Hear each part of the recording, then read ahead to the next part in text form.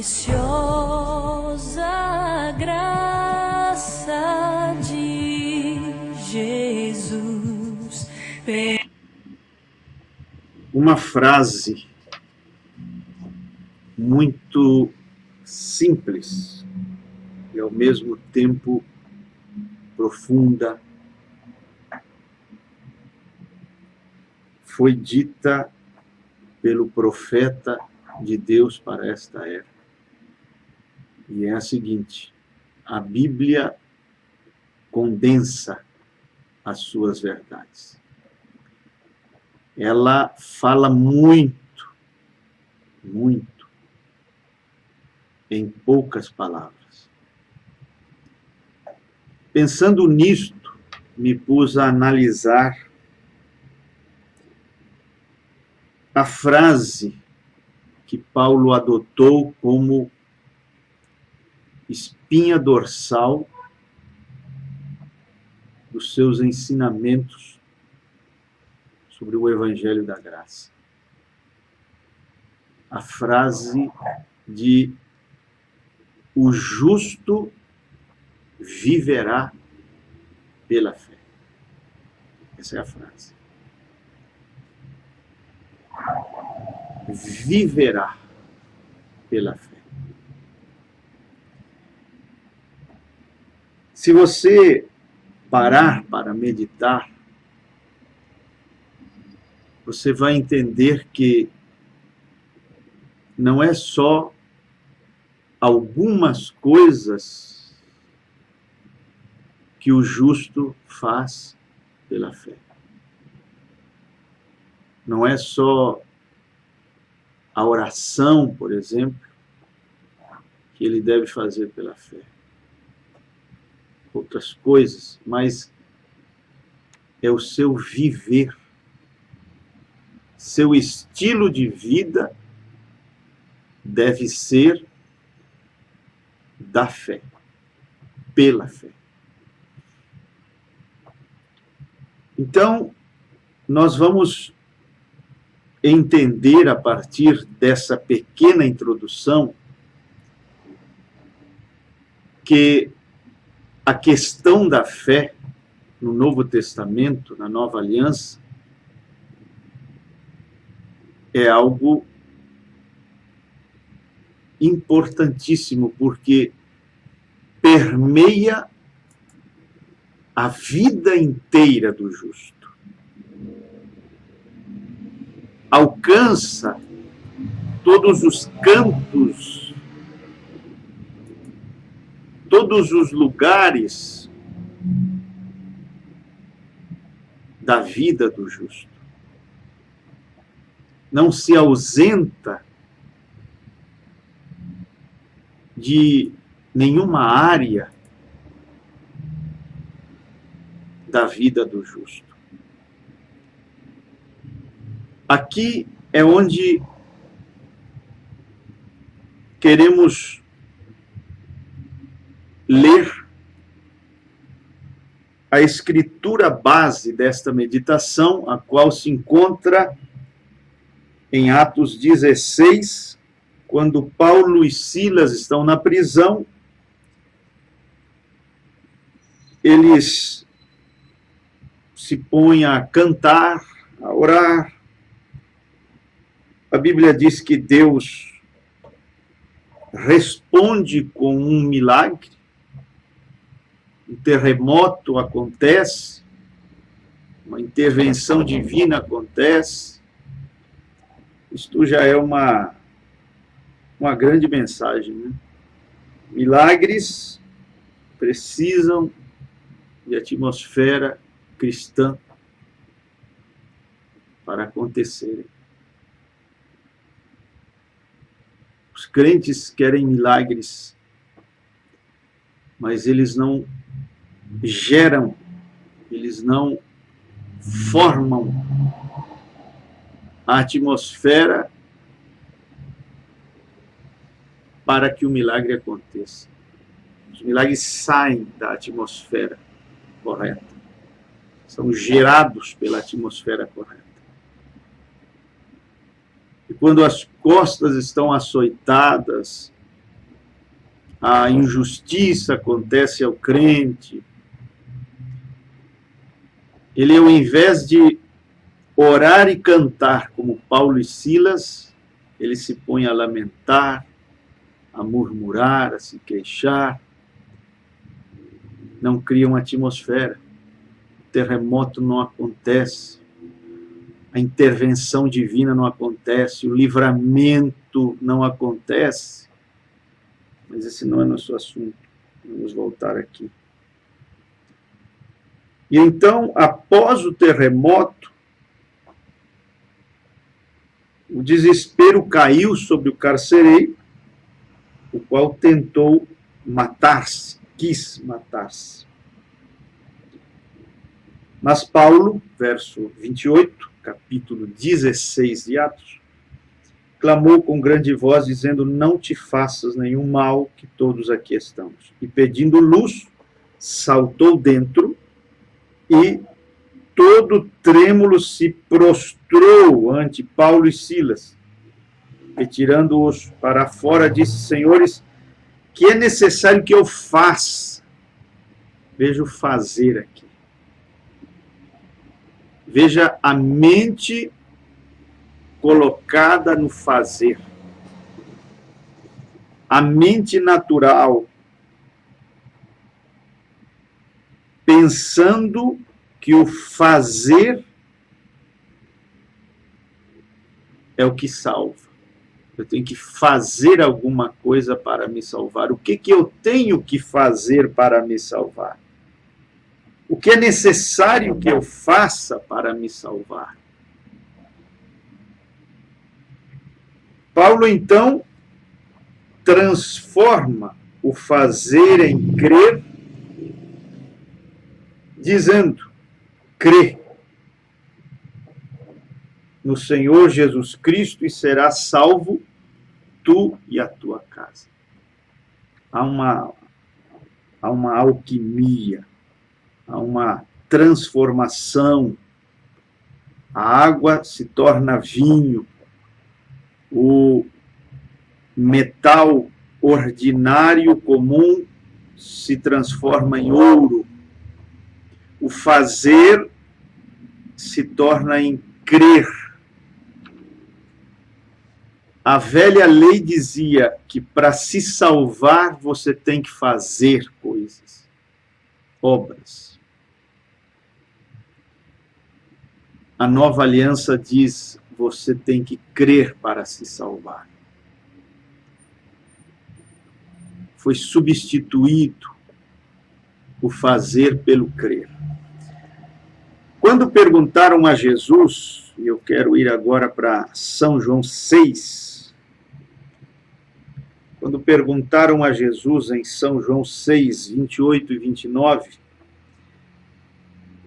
que faremos? Sempre a mente está no fazer. Você reparou nisso?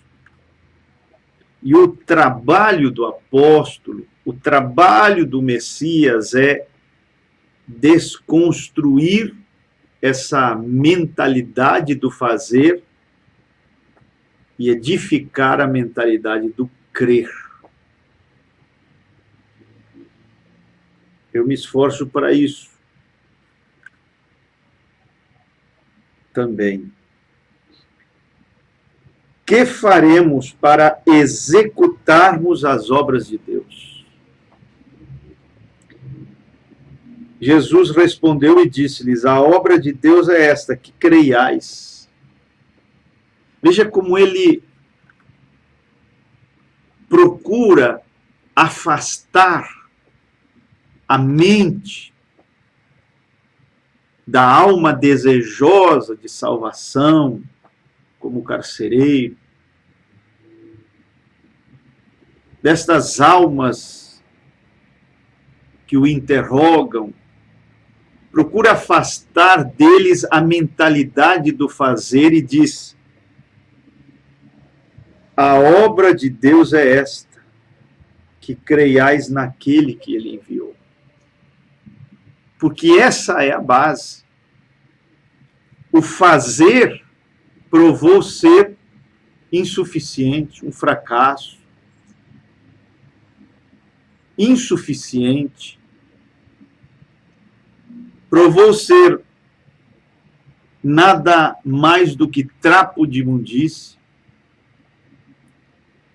Agora, quando você crê naquele que tem uma justiça perfeita, que Deus jamais compararia com um trapo de imundície, porque a justiça perfeita do próprio Deus encarnado. Então, tudo muda. Você precisa entender de uma vez por todas que o fazer da velha aliança, o fazer da lei, é diferente do fazer da nova aliança, do fazer que acontece como fruto da fé. Não é que na nova aliança não existem obras acompanhando a fé, porque a fé salvífica, a fé que salva, a fé que verdadeira, ela vai produzir obras, vai produzir vida correta, vai produzir vida vivida, vai produzir comportamento cristão. É impossível separar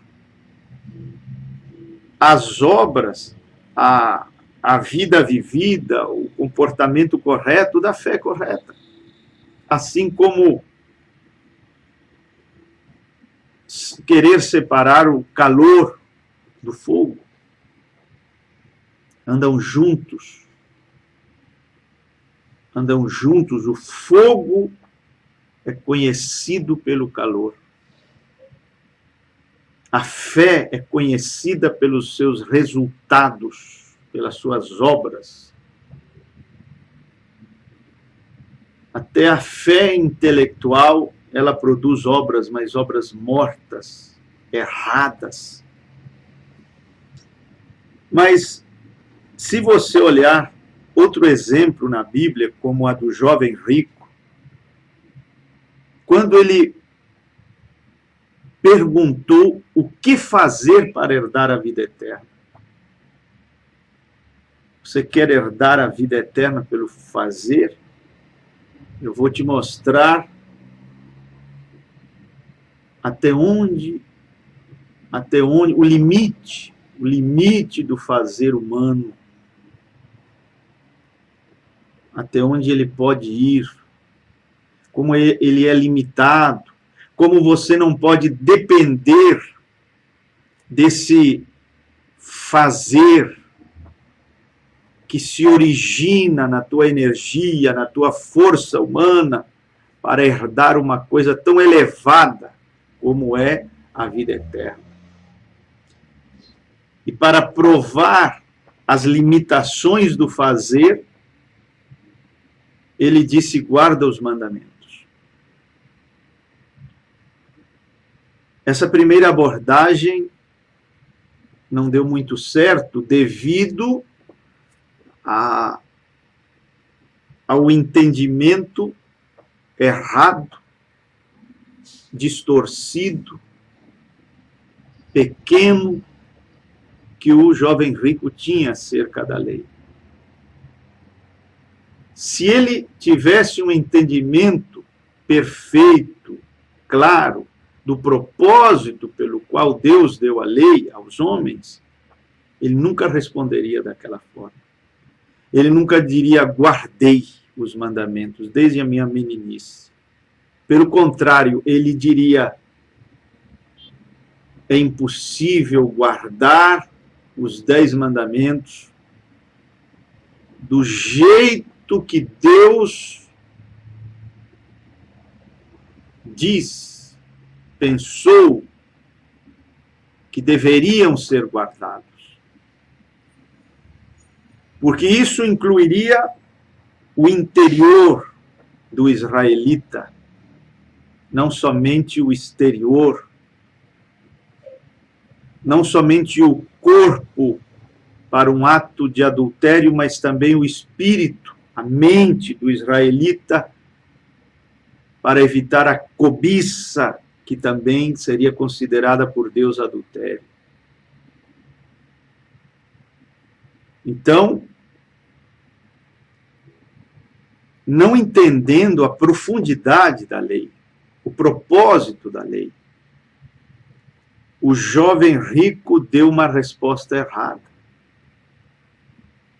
Mas o amor de Jesus o levou a fazer mais uma tentativa para responder à pergunta que ele fez. E para mostrar que o fazer não é a estrada, não é o caminho, porque o padrão de Deus é perfeição absoluta, é muito alto.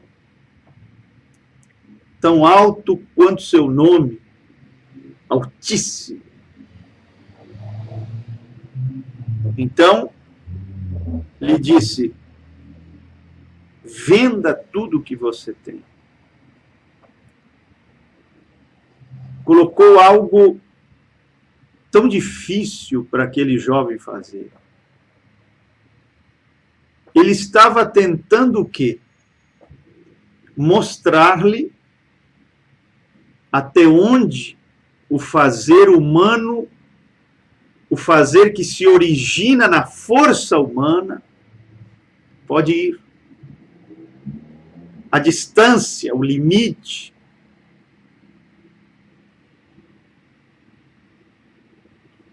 Porque o Velho Testamento não providenciou os recursos espirituais que o Novo providenciou por causa da cruz. Não havia novo coração, não havia novo espírito, não havia batismo com o Espírito Santo, não havia sangue de Jesus. Por isso, o homem do Velho Testamento, o seu fazer,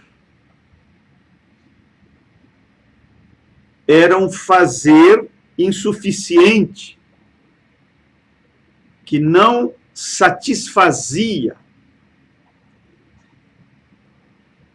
a maneira de Deus, os requisitos divinos. Na graça existe um fazer. A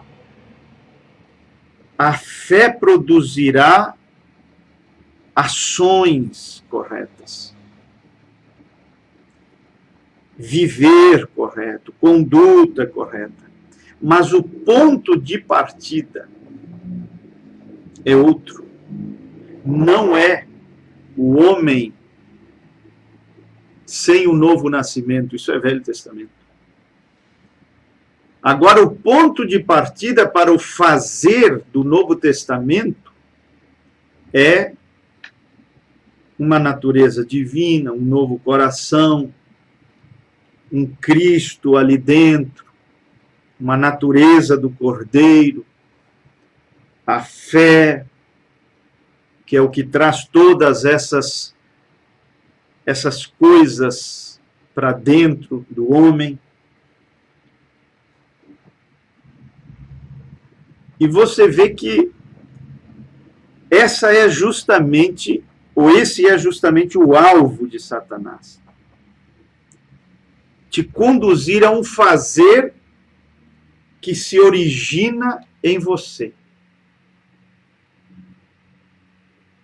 Então ele diz, você precisa se esforçar, você precisa ter força de vontade, você precisa fazer isso, precisa ter isso e ter aquilo e ter mais aquilo outro. Porque fazendo isso, você cai na tentação. Examine as tentações que Jesus sofreu e veja, observe que o diabo sempre lhe falou para fazer algumas coisas e esse fazer que se originaria nele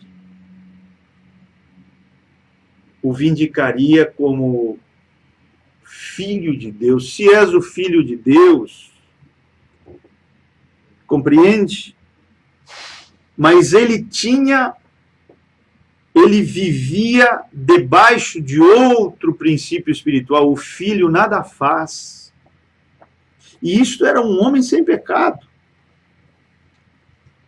Mas ele disse, o filho nada faz,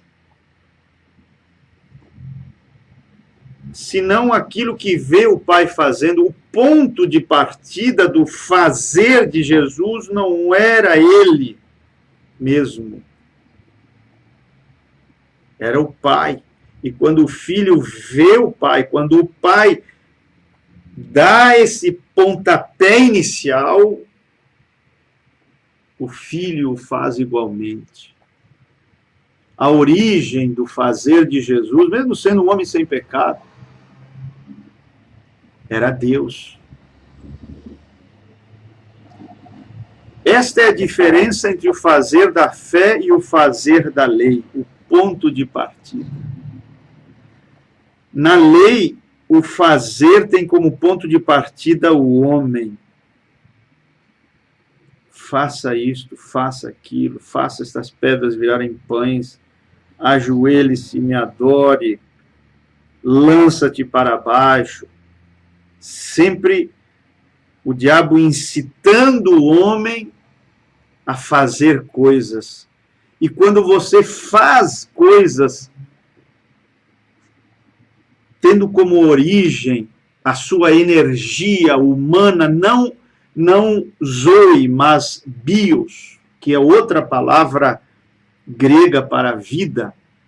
Bios refere-se a essa vida natural. Existe zoe, que é vida espiritual. Às vezes o pecador tem bios, mas não tem zoe. Às vezes está vivo. É uma vida que depende do ar, da água, da comida, do alimento, para se manter. Ele tem bios, mas não tem zoe. E a tentação é justamente te levar, espero que você esteja entendendo esse assunto, te levar a depender de tua energia humana, tua força humana, teu esforço humano, tua capacidade humana para fazer coisas que não são erradas, mas tornam-se erradas por causa da origem dessas ações, porque comer pão não é uma coisa errada. Mas se esse pão ele é fruto de um fazer originado em mim, esse pão torna-se o pão da tentação, o pão do diabo.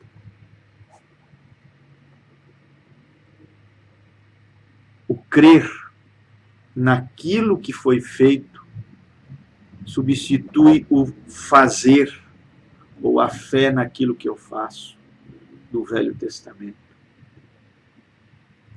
É uma coisa que você precisa entender para não cair na tentação. Não ficar aí se gloriando pelas suas pedras convertidas em pães, contando isso como um grande testemunho,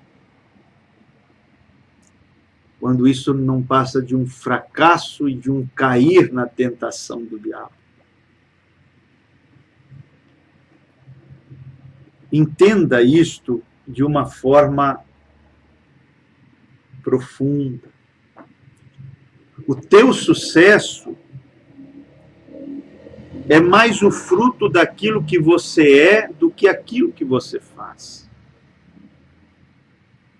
Dizia para alguém hoje, sucesso é o resultado daquilo que você é, não tanto daquilo que você faz, embora não se descarta o fazer, Mas ao invés de procurar uma metodologia melhor, seja um homem melhor.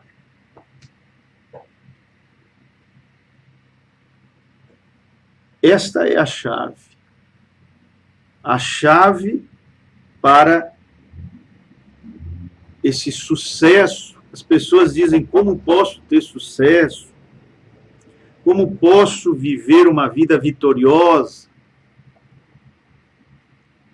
É o que você é.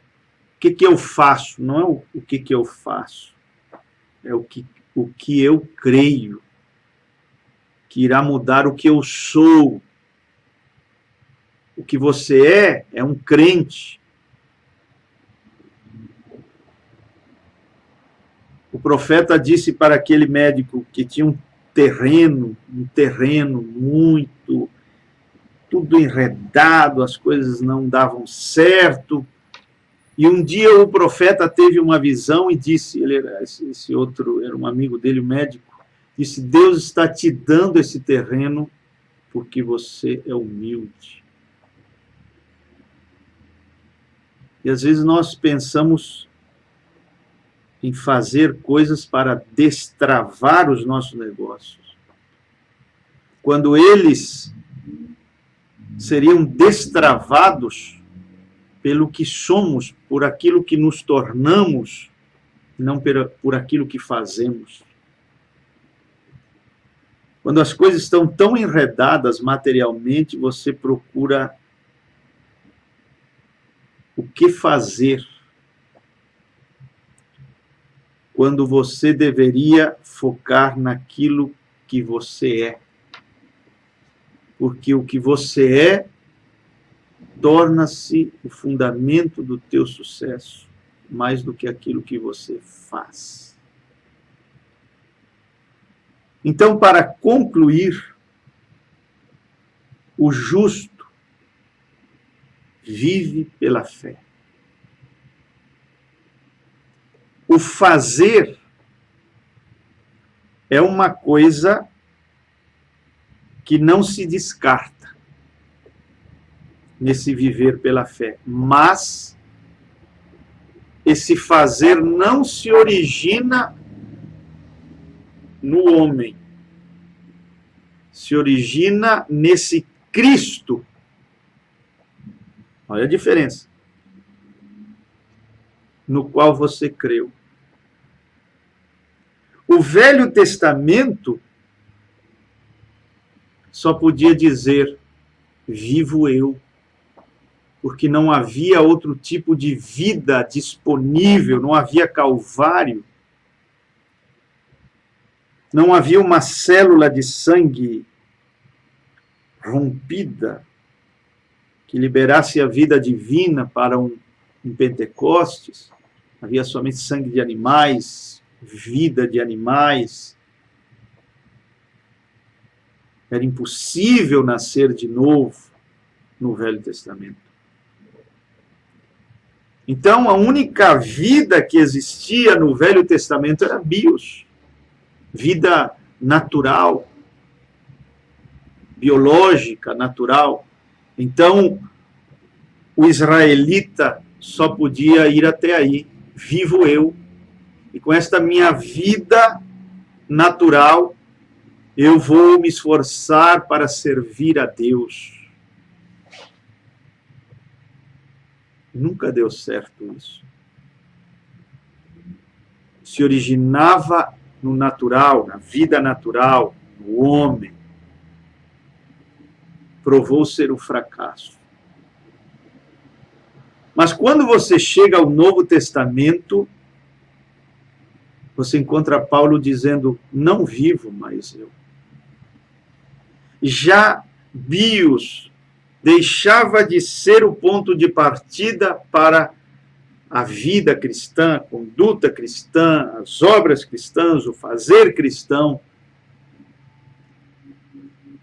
Quem agora estava vivendo era Cristo no crente. Cristo vive em mim. Que Cristo? Esse Cristo no qual eu criei. Então, o fazer da graça, o fazer da graça se origina nesse Cristo que chega até mim pela fé. Muito diferente do fazer do Velho Testamento, no qual não havia um Cristo como ponto de partida, havia um homem falido como ponto de partida. Mas a mentalidade da lei, do fazer, desde o Éden, folhas de figueira, tem que fazer alguma coisa para retornar, para me religar a Deus. Essa mentalidade tão enraizada na humanidade teve que ser trabalhada pelos apóstolos, pelo próprio Senhor Jesus, e cada vez que eles ouviam que chegava até eles alguém dizendo: o que eu faço? O que eu faço? O que eu faço? Eles pegavam esse fazer e transformavam num crer. E dizia: creia, creia no Senhor Jesus Cristo. Como o jovem rico, a intenção de Jesus era, ali com aquele jovem, né, a intenção de Jesus era levá-lo à compreensão de que o fazer era insuficiente para que uma pessoa herdasse a vida eterna. Por isso ele mandou ele fazer algo tão difícil como vender tudo o que tinha. Pôs a coisa lá em cima, para que ele entendesse que o fazer não é o caminho. Se ele entendesse, o próximo passo de Jesus seria: você quer saber como se herda a vida eterna? Crendo naquele que Deus enviou, seu Filho. Não é fé no que fazemos, é fé naquilo que ele fez. Essa é a diferença. Espero que você tenha compreendido esta palavra. Espero que o Espírito Santo amplie este entendimento no teu coração. Desejamos que você nos acompanhe toda quinta-feira nestas transmissões ao vivo pelo canal Graça Suprema. Os testemunhos são maravilhosos, os testemunhos que chegam até nós, de vidas que estão sendo transformadas, alcançadas, mudadas, pelo poder da palavra que meditamos toda quinta-feira, às 21 horas. Inscreva-se em nosso canal, se ainda já não o fez, para ter acesso aos novos vídeos que ali são postados semanalmente. Ore pelo nosso trabalho, divulgue o nosso trabalho, para que ele alcance mais pessoas necessitadas. Há muita necessidade neste mundo, e esta palavra vem para salvar. A palavra salva. Que o Senhor Jesus te abençoe. Que você possa pensar, meditar, refletir naquilo que você ouviu nesta noite. Que a graça de Deus sempre seja com você. Amém.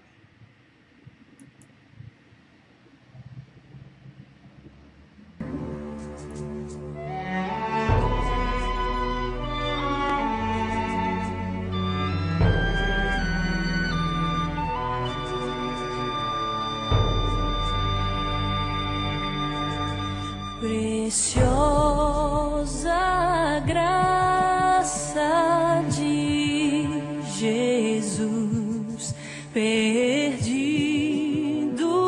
meu